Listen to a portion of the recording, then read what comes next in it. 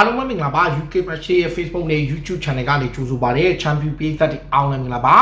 Super Sunday ကတော့ဒါကျွန်တော်တို့ရဲ့ Premier League ပွဲတွေက Champion League ဝင်ခွင့်ပွဲအပါဝင်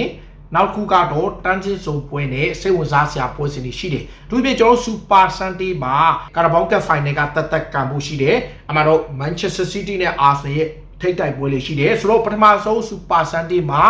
Newcastle United နဲ့ Sunderland တို့ရဲ့ဒါဘီပွဲရှိတယ်။မြောက်ပိုင်းဒါဘီပွဲရှိတယ်။ပြီးတော့မှ Aston Villa ကတန်းချင်းစုံက West Ham နဲ့ထိပ်တိုက်ပွဲအပါဝင် Tottenham Hotspur နဲ့ Nottingham Forest ကတန်းချင်းစုံတိုက်ပွဲလည်းပါတယ်ဆိုတော့တကယ်ပွဲကြီးပွဲကောင်း၃ပွဲရဲ့ Carabao Cup Final ရဲ့ total ၄ပွဲရှိတယ်ဆိုတော့ပထမဆုံးအနေနဲ့ Newcastle နဲ့ Sunderland Newcastle က Barcelona နဲ့ကစားခဲ့တဲ့ပွဲမှာသူတို့ရဲ့အဓိကကွင်းလယ်ကစားမှာ Sandro Tonali injury ဖြစ်သွားတယ်သူဘယ်လောက်နားရမလဲဘယ်လိုခြေနေရှိလဲဘာလို့လူစားလဲလိုက်ရတဲ့တီဖြစ်သွားတယ် Newcastle Premier League မှာတော့နည်းနည်း return ပြန်မိနေတယ်နောက်ဆုံးကစားခဲ့တဲ့၅ပွဲမှာ၃ပွဲနိုင်ထားတယ်အထူးဖြင့် back to back Man United နဲ့ Chelsea ကိုနိုင်ထားပြီးတော့လောလောဆယ်မှာယုံကြည်မှုတည်ဆောက်နေချိန်မှာ Sunderland ကအခုနည်းနည်း return ပြန်ကျနေတယ်နောက်ဆုံးကစားခဲ့တဲ့၅ပွဲမှာLeeds United ကိုဝေးကွင်းနိုင်တာကလွယ်ရင်ကျန်တဲ့ပွဲတွေမှာတော်တော်လေး struggle ဖြစ်တယ်၃ပွဲရှုံးထားတယ်ဆိုတော့ Sunderland နဲ့ Newcastle က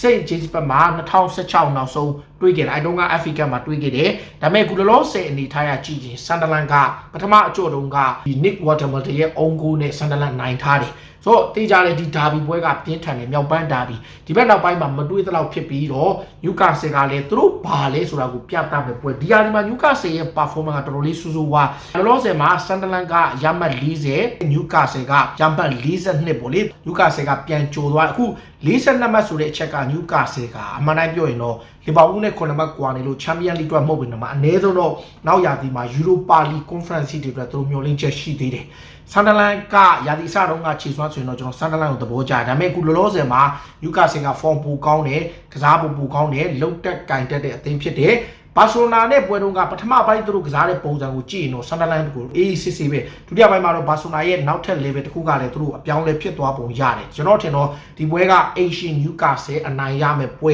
မြန်မာစံတော်ချိန်ညနေ6နာရီခွဲမှာကံမယ် Sunday နေ့လည်း7နာရီမှာကံမယ်နောက်တစ်ပွဲကတော့ West Ham United နဲ့ Aston Villa ပွဲ Villa ဘက်မှာကံမယ် Aston Villa ရဲ့ Europa League ပွဲရှိတယ်ပြင်ပန်းထားတယ်ဒီနေရာမှာ Villa ကလည်း Champions League ဝင်လို့ရှိရင်တော့သူမဖြစ်မနေ West Ham ကိုအနိုင်ကံမယ် West Ham ကအခု Manchester City ကိုတေကန်လိုက်တဲ့ခြေစွမ်းကိုကြည့်ဘသူမဆိုအသိန်းတိုင်းကိုသူဒုက္ခပေးနိုင်တော့ရှိတယ် West Ham ပေးတဲ့အများစုကလည်းဒီပွဲဟာသူတို့အနိုင်ရမယ်လို့မျှော်လင့်ထားတယ်ဘာလို့ဆိုတော့ Aston Villa ကအခုနောက်ပိုင်းတော်တော်ဖူးဝါဖြစ်တာ Brighton ကိုသူတို့နိုင်ပြီးတော့ Leeds ကိုတေကြပြီးတော့ Wolves က Chelsea ရဲ့ United ရဲ့3သင်းကိုရှုံးထားတယ် West Ham က Man United ကိုတေ Bournemouth ကိုတေ Liverpool ကိုရှုံးမိမယ်သူတို့ Fulham ကိုနိုင် Manchester City ကိုတေကန်ထားတယ်တကယ်ကို tight game ဖြစ်တယ်သူတို့နှစ်သင်းထိပ်တိုက်ဆုံတဲ့အချိန်မှာတော့ Aston Villa ကပထမအကြော့တုန်းက West Ham ကို 3-2 နဲ့နိုင်တယ်ပုံမှန်အားဖြင့်က Villa ဘက်မှာ West Ham တိတ်ပြီးတော့အတားကြီးရလိမ့်မရှိဘူးလို့ West Ham ကို Villa ကတိတ်ပြီးတော့ရလက်ဆိုးလိမ့်မရှိဘူးအမြဲတမ်းအတားကြီးရတယ်ဒါပေမဲ့ကျွန်တော်မြင်တော့ Champions League ထက်တိုင်းစင်းစုံကိုပို့ပြီးတော့ယုံတယ်ဘာလို့ဆိုတော့ West Ham ရဲ့ Premier League မှာလုံးဝကြံနိုင်မှုအတွက်အသေးတန်ကန်နေရဟိုတနေ့က Man City ကစားတဲ့ပွဲကိုကြည့်ပြီးတော့ကျွန်တော်ထင်တော့ဒီပွဲကတေကိုဦးတည်နိုင်တယ်မြန်မာစံတော်ချိန်ည8:45မှာကမ်းမယ် West Ham တောင်မှအခြေအနေကောင်းနိုင်တယ် Villa ရဲ့လက်ရှိ Europa League ပွဲပတ်မှုရဲ့နောက် form ရဲ့အခြေအနေနဲ့ West Ham ရဲ့အမှတ်လိုအင်အားကပေါင်းဆက်တဲ့ခါမှာ Asian ကို West Ham တစ်ခုခုလုတ်ပြပြီးတော့အဝေးကွင်းကနေအမှတ်ယူသွားနိုင်ကြီးရှိတယ်တေလားအနိုင်လားစောင့်ကြည့်အောင်မယ် Villa အတွက်နောက်ထပ်ခက်ခဲမဲ့ပွဲဖြစ်တယ်နောက်တစ်ပွဲကတော့တစ်ချိန်နဲ့ည8:45မှာပဲကမ်းမဲ့ပွဲကTottenham Hotspur အသင်းနဲ့ Nottingham Forest ရဲ့ပွဲဒီပွဲကတော့ဒါ Spa အသင်းအနေနဲ့မဖြစ်မနေ response လုပ်ရမယ်အခုလက်ရှိ Forest အသင်းရဲ့ခြေစွမ်းအကြည့်သူတို့ Midtjylland ကိုအိမ်ကွင်းမှာသူတို့ရှုံးထားတယ်သူတို့အတွက်ကတိတ်ထူးခြားမှုမရှိတဲ့အချိန်မှာ Forest ကိုယ်တိုင်ကခြေမမှန်ဘူးပြီးခဲ့တဲ့ပွဲစဉ်တော့တကယ်ဆိုရင် Nottingham Forest ကအနိုင်ရခဲ့တဲ့နာဒါပေမဲ့သူတို့ F1 ပွဲကိုအနိုင်မကစားနိုင်ဘူးလက်ရှိမှာလောလောဆယ်အနေထားရ Tottenham Hotspur ကAtletico Madrid ကိုနိုင်တဲ့ပွဲရဲ့ Liverpool ကိုတေချတဲ့ပွဲမှာ Spa အသင်းရဲ့ပုံစံကောင်းကိုပြန်တွေ့ထားတယ်သူတို့အဲ့လိုပုံစံစိတ်တဲ့အပြည့်နဲ့ကစားရင်သူတို့ Premier League မှာတေချပေါက်တန်းကျန်တယ်ခက်တာလည်း Spurs ကလည်း Premier League 2026မှာလုံးဝနိုင်ပွဲမရှိဘူးအဲ့ချက်က Tottenham ရဲ့အဓိကပြတ်သူတို့တောက်လျှောက်ရုံးကန်ရတယ်သူတို့ခြေစွမ်းပိုင်းအားနေတယ်လက်ရှိအနေထားရ Tottenham Hotspur အသင်းရဲ့Premier League ခြေစွမ်းကို Champions League performance တွေကိုယူလိုက်မယ်ဆိုရင်တော့ Spa အတွက်အခွင့်အရေးကောင်းနိုင်တယ်အိမ်ကွင်းမှာနောက်တစ်ခုကဒီပွဲက Spa နိုင်ရင်6မှတ်ကိုရှင်ရမယ်ပွဲလက်ရှိမေထားရ Nottingham Forest က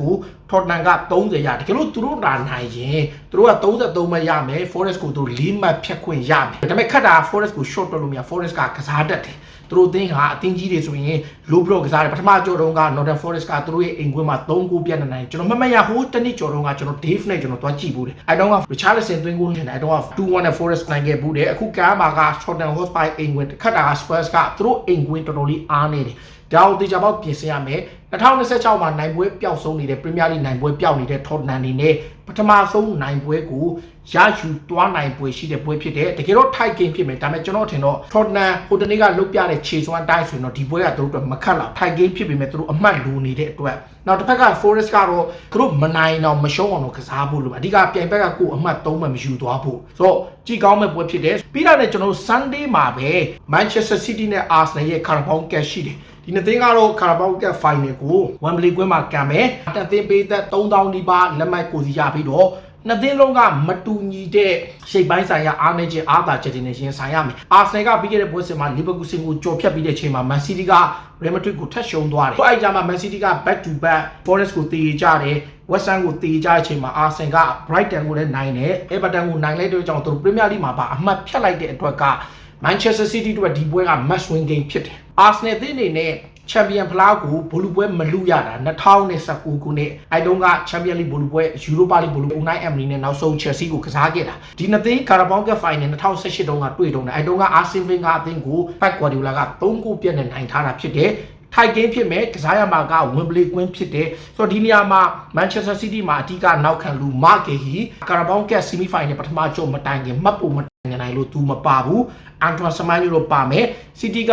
အပြောင်းလဲအချို့တော့လုံမှာမဟုတ်ဟိုတနေ့က Lion ကို maybe တောင်ပန်လေးတွေနည်းနည်းပြောင်းနိုင်တယ် Arsenal ကလည်းသူတို့ကလောလောဆယ် strong ဖြစ်နေတဲ့ Lion ပဲချန်ပီယံလိနောက်ဆုံးကစားခဲ့တဲ့ Lion ပဲဒီနေရာမှာ Timber မပါနိုင်တဲ့အတွက်ကြောင့် Van White ပဲပြန်ပါနိုင်ပြီးတော့ဟိုဘက်က Hankipy ရဲ့ဆက်ပါမယ်ကွင်းလေကတော့ Superman De Rice Eberechi Eze ကလက်ရှိမှာ form တော်တော်လေးကောင်းနေတယ်ပြီးတော့ Leandro Trossard Joe Crespo လေးထိပ်တိုက်ပွဲဖြစ်တယ် Mikel Arteta နဲ့ Pep Guardiola တို့ရဲ့ထိပ်တိုက်ပွဲပါမြန်မာစံတော်ချိန်ည7:00နာရီလန်ဒန်မြို့က Wembley ကွင်းကြီးမှာကံမဲ့ဒါကတော့ Super Sunday ရဲ့ပွဲပေါ့လေ Super Sunday မှာ Newcastle နဲ့ Sunderland ရဲ့ဒါဘီပွဲ Aston Villa West Ham ရဲ့တန်းစင်းစုံနဲ့ Champions League ပွဲနဲ့ Tottenham Hotspur နဲ့ Forest ရဲ့တန်းစင်းစုံတိုက်ပွဲအပြင် Carabao Cup Final တို့စိတ်ဝင်စားစရာ Sunday မှာရှိပါတယ်ဘယ်သူတွေနိုင်ရသွားကြမလဲကိုမမဝေအောင်မှတ်ချက်ပေးကြပါလို့ကျေးဇူးတင်ပါတယ်